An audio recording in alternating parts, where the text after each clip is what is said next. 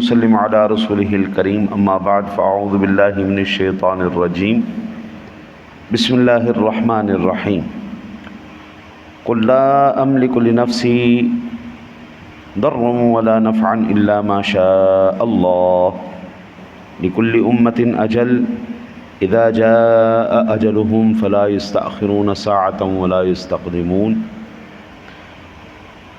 پیارے محبوب، آپ کہیے میں اپنی جان کے لیے نہ کسی ضرر کا مالک ہوں نہ نفع کا، مگر اسی کا جو اللہ چاہے۔ ہر امت کے لیے ایک وقت مقرر ہے، جب ان کا مقرر وقت آ جائے گا تو وہ نہ ایک گھڑی مؤخر ہو سکیں گے اور نہ ایک گھڑی مقدم ہو سکیں گے۔ ایک نظریہ اور عقیدہ یہ بالکل واضح ہے، اس کائنات میں جس کو جو ملا ہے، جتنا ملا ہے، یہ میرے رب کی عطا ہے۔ جس کو جو ملا ہے، جتنا ملا ہے، وہ میرا مالک نے عطا فرمایا۔ وہ مخلوقات ہوں، مخلوقات میں وہ مقدم، مقدر، معظم اور عظیم ہستیاں ہوں، چاہے حضرات انبیاء کرام ہوں تو چاہے میرے آقا جی اعلیٰ نبینا علیہ الصلوۃ والسلام، سب کچھ جو بھی دیا ہے اللہ نے اپنے فضل سے ان کو عطا فرمایا۔ اب ہر ایک کا اپنا حصہ ہے، کس کو کتنا عطا فرمایا گیا، کس کو کتنا اختیار دیا گیا۔ اگر یہ کہا جائے کہ اللہ نے کسی کو کچھ نہیں دیا، سب کچھ اپنے پاس رکھا ہے، اور یہ نظریہ اور سوچ عام کی جائے تو اس سے نہ صرف کئی آیات بینات کا انکار ہوتا ہے بلکہ کئی احادیث صحیحہ کا بھی انکار لازم آتا ہے۔ یہ کہا جائے کہ اللہ نے کچھ نہیں دیا کسی کو، کوئی اختیار نہیں دیا، کوئی نفع نقصان کا مالک نہیں بنایا۔ ایک سادہ سی میں بات آپ سے پوچھتا ہوں، میں ابھی عمرہ شریف سے جب واپس آیا ہوں تو میدان بدر بھی گیا، میدان احد بھی گیا، میں نے خیبر کا، خندق کا مقام بھی دیکھا۔ یہ تمام کے تمام معرکوں میں مسلمانوں کو فتح ملی اور کافروں کو کیا ملا؟ کافروں کو شکست ملی نا۔ مسلمان جیت گئے، فتح نصیب ہوئی، کافروں کو ہزیمت اٹھانا پڑی، شکست کا منہ دیکھنا پڑا، ناکامی کا منہ دیکھنا پڑا۔ اب ایمان سے بتائیں، غزوہ بدر کے اندر جو مسلمانوں کو فتح ہوئی، کافروں کو شکست ہوئی، یہ فائدہ اور نقصان ہے یا نہیں ہے؟ غزوہ خندق کے اندر دیکھیں، غزوہ احد کے اندر دیکھیں، تبوک کے اندر دیکھیں، یہ تمام معاملات جہاں پر بھی دیکھیں، اسلام کی سربلندی کے لیے جتنے بھی حضور نے غزوات کیے ہیں، اللہ تعالیٰ نے فتح نصیب کی، اسلام کو اس کا فائدہ پہنچا یا نہیں پہنچا؟ کافروں کو نقصان پہنچا یا نہیں پہنچا؟ تو پھر یہ تو ساری احادیث بالکل، بلکہ غزوہ بدر کا تو قرآن پاک کے اندر بھی ذکر ہے، ہاں جی، تو پھر قرآن کی آیتوں کا بھی انکار آ گیا اور احادیث صحیحہ کا بھی انکار آ گیا۔ ایک بات پھر میرے آقا جی اعلیٰ نبینا علیہ الصلوۃ والسلام کی ذات گرامی نے جو اسلام کے حامیوں کی مدد کی ہے، اسلام کے حامیوں کی مدد فرمائی، اس سے ان کو فائدہ پہنچا یا نہیں پہنچا؟ اگر ہم یہ کہیں جی کوئی کسی کو نہیں دے سکتا، ہاں جی، نہ نفع دے سکتا ہے نہ نقصان دے سکتا ہے، تو یہ ایک علمی غلطی ہے، علمی مغالطہ ہے۔ قرآن پاک ضرور پڑھیں اور ترجمے کے ساتھ پڑھیں، لیکن کسی عالم کے پاس بیٹھ کے پڑھیں۔ اپنی عقل سے جب ہم سمجھنے کی کوشش کریں گے تو بہت کام خراب ہو جائے گا۔ بعض مرتبہ ظاہری معنی کچھ اور ہوتے ہیں، مراد کچھ اور لی جاتی ہے، ٹھیک ہے نا جی، ظاہری معنی کچھ اور ہوتے ہیں، جو وہاں پر بعض مقامات پر جو ظاہری الفاظ ہوتے ہیں ان کا وہاں پر لفظی ترجمہ تو کیا جاتا ہے، لیکن محاورے کے اندر وہ ترجمہ نہیں کیا جاتا۔ ایک دو مثالیں میں عرض کر دیتا ہوں۔ وَوَجَدَكَ ضَالًّا فَهَدَىٰ، اب یہاں پر اس کا ترجمہ کیا جائے، لفظی ترجمہ کیا جائے اور ظاہری معنی ہیں، تو اس کا مطلب یہ ہوگا کہ تم پہلے گمراہ تھے، پھر ہم نے تمہیں ہدایت دی، اور اگر نبی ہی گمراہ ہے تو وہ ہدایت کس کو دے گا؟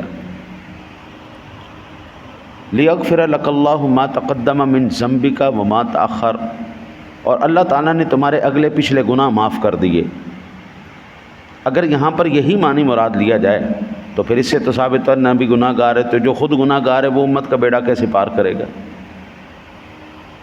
اب ظاہری معنی یہاں پر نہیں لیے جائیں گے، پھر ہم یہاں پر وہ فہم جو اللہ نے الحضرت عظیم البرکت کو عطا فرمائی ہے وہ فہم لیں گے کہ پیارے محبوب، آپ کے طفیل اللہ نے آپ کی امت کے اگلے پچھلے گناہوں کو معاف فرما دیا۔ امتی گناہ گار ہو سکتا ہے، نبی گناہ گار نہیں ہوتا۔ گناہ گار کا مطلب نافرمان، اللہ کی نافرمانی کرنے والا، اور اگر نبی نافرمان ہو گیا پھر اچھا جی گمراہ، اگر نبی گمراہ ہو گیا تو وہ ہدایت کس کو دے گا؟ حضور سرور دو عالم صلی اللہ علیہ وسلم حیات مبارکہ، ظاہری حیات مبارکہ کے پہلے دن سے لے کر وصال کے دن تک آپ کی ساری حیات مبارکہ ہمارے لیے مثالی نمونہ ہے۔ آقا جی کا سارا حیات مبارکہ کا پیریڈ وہ تمام کی تمام امت کے لیے نمونہ ہے جی۔ تو معاذ اللہ اگر گناہ گار ہیں، گمراہ ہیں، تو پھر اس کا مطلب یہ ہوا کہ پہلے گمراہ ہونا پڑے گا، پھر اس کے بعد ہدایت پہ آنا پڑے گا۔ پہلے گناہ کرنے پڑیں گے، پھر معافی مانگنی پڑے گی، پھر تو سارا نظام ہی گڑبڑ ہو جائے گا۔ پھر ایسے ایسے اعتراضات وارد ہوں گے جن کا جواب کسی کے پاس نہیں۔ یہ میں نے صرف دو مثالیں آپ کے سامنے عرض کی۔ اب یہ کہ اللہ کے حبیب نفع دے سکتے ہیں، نقصان دے سکتے ہیں، یا اللہ کے رسول کچھ عطا کر سکتے ہیں یا نہیں کر سکتے، اس کی پہلی نظیر اللہ کے پاک کلام میں سے سورۃ التوبہ ہے، آیا مبارکہ 74 ہے۔ وَمَا نَقَمُوا إِلَّا أَنْ أَغْنَاهُمُ اللَّهُ وَرَسُولُهُ مِنْ فَضْلِهِ، ان کو صرف یہ ناگوار ہوا کہ اللہ اور اس کے رسول نے ان کو اپنے فضل سے غنی کر دیا۔ ابھی یہ دیکھیں نا جی، میں مسجد نبی میں بیٹھا ہوا اور حضور سرور دو عالم صلی اللہ علیہ وسلم پر درود پاک پڑھ رہا تھا۔ ایک بیچارے جن کو علمی حیضہ ہو جاتا ہے وہ آ کے کہنے لگا شرک شرک شرک شرک شرک۔ میں نے اس کو پکڑ لیا، میں نے کہا ادھر آ ادھر آ، ماں آدھا شرک کی تو شرک شرک لائے ہوا ہے۔ کہتا جی ادھر مانگنا جو ہے وہ شرک ہے۔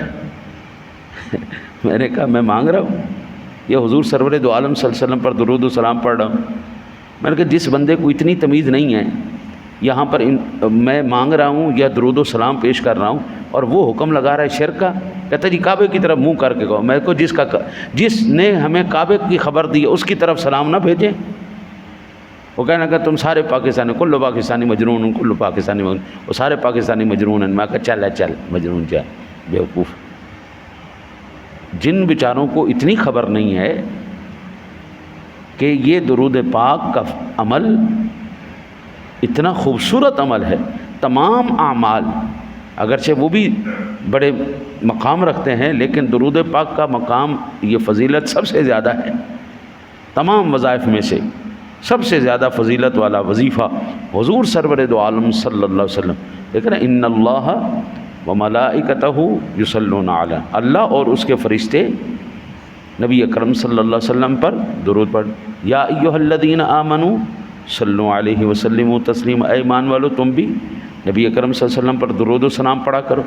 اب حضور پر درود و سلام پڑھنا یہ حکم قرآنی ہے، حکم ربی ہے، اور جو حضور پر درود پڑھ رہا ہے وہ اللہ کے حکم کو پورا کر رہا ہے، قرآن کی نص کو پورا کر رہا ہے۔ اب جو حضور پر درود پاک پڑھے اس کو جو شرک ہے، یہ بندہ ہدایت پر، یہ علمی گمراہی ہے اس کے پاس، علم تو آ گیا لیکن الٹا آ گیا، ہاں جی، علم آ گیا لیکن الٹا آ گیا، ان بیچاروں کو سمجھ نہیں آئی۔ اب یہ قرآن کی آیہ مبارکہ کہہ رہی ہے ان کو کس نے غنی کر دیا؟ اللہ اور اس کے رسول نے۔ یہ سورہ توبہ شریف کی آیہ مبارکہ 74 ہے۔ جو کہتے نہیں اللہ کے سوا کوئی کچھ نہیں دے سکتا، تو وہ تو اس آیت کا انکار کر رہے ہیں۔ قرآن کی ایک آیت کا انکار بھی کفر ہے، پورے قرآن کا انکار بھی کفر ہے۔ قرآن کو الحمد کی الف سے لے کے والناس کی سین تک بالکل کامل مکمل اکمل ماننا عین ایمان ہے، اور آپ کسی قرآن کی آیہ مبارکہ کا انکار کر کے اب مسلمان نہیں رہ سکتے۔ وہ اندھے کو اندھیرے میں بڑی دور کی سوجی، ایک تو اندھے دوسرا اندھیرے میں، تیسری بات ایسی کرنی جو کسی کی سمجھ میں نہیں آئے۔ بھئی یہ بات میری تو نہیں ہے نا جی، اغناہم اللہ ورسولہ، یہاں پہ اللہ کہتا میں نے غنی کیا ہے، کوئی بگاڑ سکتا تھا کچھ؟ کوئی اعتراض نہیں کر سکتا۔ حضور سرور دو عالم صلی اللہ علیہ وسلم کا نام دیا، اغناہم اللہ ورسولہ، اللہ اور اس کے رسول نے ان کو اپنے فضل سے غنی کر دیا۔ ان لوگوں کو بہت بری بات لگی ہے، ان کو ناگوار گزرا ہے، بڑی بری بات لگی ان کو کہ اللہ نے رسول کا نام کیوں لے لیا۔ یہ ایک آیہ مبارکہ۔ دوسری آیہ مبارکہ وَلَوْ أَنَّهُمْ رَضُوا مَا آتَاهُمُ اللَّهُ وَرَسُولُهُ وَقَالُوا حَسْبُنَا اللَّهُ سَيُؤْتِينَا اللَّهُ مِنْ فَضْلِهِ وَرَسُولُهُ۔ یہ سورہ توبہ مبارکہ کی آیت نمبر 59 نمبر آیہ مبارکہ۔ اور کیسا اچھا ہوتا اگر وہ اس چیز پر راضی ہو جاتے جو ان کو اللہ اور اس کے رسول نے عطا کی، اور وہ یہ کہتے ہیں کہ ہمیں اللہ کافی ہے، ان قریب ہم کو اللہ اپنے فضل سے عطا کرے گا اور اس کا رسول۔ یہ آیہ مبارکہ کیا کہہ رہی؟ اللہ اور اس کے رسول نے ان کو عطا کیا۔ حضور نفع بھی دے سکتے ہیں، حضور نقصان بھی دے سکتے ہیں۔ کافروں کو نقصان ہوا، ایمان والوں کو نفع ہوا۔ ایک جنگ کے اندر آقا جی علیہ نبی علیہ الصلوۃ والسلام کی تلوار کی نا ایسے صرف ایویں کھرونچ سی لگی، ایک کافر کو کھرونچ سی لگی تو چیخے مارے، ہائے مر گیا، ہائے مر گیا میں، ہائے مر گیا میں۔ اس کے ساتھی کہیں بدبخت آدمی، ایویں ذرا سی کھرونچ لگی ہے، ہلکی سی تلوار لگی ہے تجھے، اور تو نے چیخیں مارنی شروع کر دی، ہائے مر گیا، ہائے مر گیا۔ اس نے کہا تم دیکھو تو صحیح تلوار کس کی ہے؟ یہ محمد عربی کی تلوار ہے صلی اللہ علیہ وسلم۔ کافروں کو نقصان پہنچا۔ مکے کے اندر جو 360 بت تھے، حضور کی وجہ سے ان کو نقصان پہنچا۔ آج میں جب آیا ہوں نا جی، تو ہم جب جا رہے تھے مکہ شریف، تو وہاں پر ایک بہت بڑا لکھا ہوا تھا بورڈ، یہاں سے آگے عربی میں لکھا ہوا تھا مشرکین نہیں جا سکتے، ان حدود سے آگے صرف ایمان والا جائے گا۔ تو ان کا اس علاقے سے خروج ہوا، نکلے، نقصان ہوا یا نہیں ہوا؟ اسلام کو فائدہ پہنچا یا نہیں پہنچا؟ آج جس وقت میں عمرہ کر رہا تھا، اس وقت 15 لاکھ نفوس، 15 لاکھ افراد اس مرتبہ ربیع الاول شریف کے اندر وہاں پر موجود۔ اتنی خلقت، اللہ اکبر، اللہ اکبر، بندے کے اوپر بندہ، اتنی زبردست قسم کی بھیڑ تھی۔ وہ مقام جہاں پر کوئی موجود نہیں ہوتا تھا، وہاں پر ننگے طواف کیا جاتا تھا، شور و غل کیا جاتا تھا۔ وہاں پر میں نے آوازیں سنی ہیں، لبیک اللہم لبیک لا شریک لک لبیک ان الحمد والنعمت لک والملک لا شریک لک۔ یہ آوازیں ہم بھی بلند کرتے رہے اور وہاں پر آوازیں سنتے رہے، مختلف آوازیں، اللہ کی صدائیں بلند ہو رہی تھیں۔ میرے آقا جی اعلیٰ نبی علیہ الصلوۃ والسلام پر درود و سلام کی صدائیں بلند ہو رہی تھیں۔ تو یہ ساری چیزیں اسلام کو فائدہ پہنچا یا نہیں پہنچا؟ تو کون کہہ سکتا ہے کہ حضور نفع نہیں دے سکتے، نقصان نہیں دے سکتے؟ اچھا جی، تیسری اور آخری آیہ مبارکہ احادیث میں کل عرض کروں گا۔ یہ سورۃ الاحزاب شریف ہے، آیہ مبارکہ 37 ہے۔ وَإِذْ تَقُولُ لِلَّذِي أَنْعَمَ اللَّهُ عَلَيْهِ وَأَنْعَمْتَ عَلَيْهِ، اور جب آپ اس شخص سے کہتے تھے جس پر اللہ نے انعام کیا اور آپ نے انعام کیا، اللہ نے بھی انعام کیا اور آپ نے بھی انعام کیا۔ اب حضور نے کس کو کیا دیا، اگر اس کی تفصیل لکھی جائے تو صرف اتنا میں عرض کرتا ہوں، 14 صدیاں گزر چکی ہیں، حضور کا ذکر پاک ہو رہا ہے، آپ کے کمالات، آپ کے فضائل، آپ کے مناقب، آپ کے خصائص، ان کا تذکرہ کیا جا رہا ہے، اور اگلے 1400 سال بھی گزر جائیں گے تو جب بھی حضور کے خصائص ختم نہیں ہوں گے۔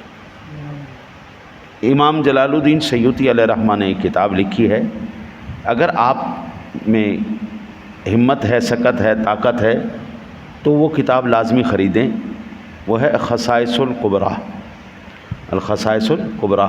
اس میں حضور سرور دو عالم صلی اللہ علیہ وسلم کے 250 سے زیادہ خصائص کو ذکر کیا گیا ہے۔ یہاں پر ایک بڑی ضخیم خوبصورت ترین کتاب ہے، اس کو آپ رکھیے اور آقا جی اعلیٰ نبی علیہ الصلوۃ والسلام کے خصائص کو پڑھیے، آپ حیران ہو جائیں گے کہ میرے آقا جی کو اللہ نے کیا کیا خصائص کہتے ہیں، اس نعمت کو جو اس کے علاوہ کسی میں نہ ہو۔ فضائل میں سب اشتراک ہو سکتا ہے، خصائص میں نہیں۔ مثلا حضور کی خاصیت ہے خاتم النبیین ہونا، اب خاتم النبیین کوئی اور دوسرا نہیں ہے، یہ صرف میرے آقا جی بس، آقا جی علیٰ نبی علیہ الصلوۃ والسلام کی ذات گرامی۔ اسی طرح 250 حضور کے خصائص جن کا تذکرہ امام صاحب نے کیا ہے، یہ بڑی خوبصورت کتاب ہے، اس کو خرید کے پڑھیے گا۔ اللہ سے دعا ہے اللہ تعالیٰ آپ کو مجھے حضور سرور دو عالم صلی اللہ علیہ وسلم کی سچی غلامی نصیب فرمائے۔ اللہم صلی علی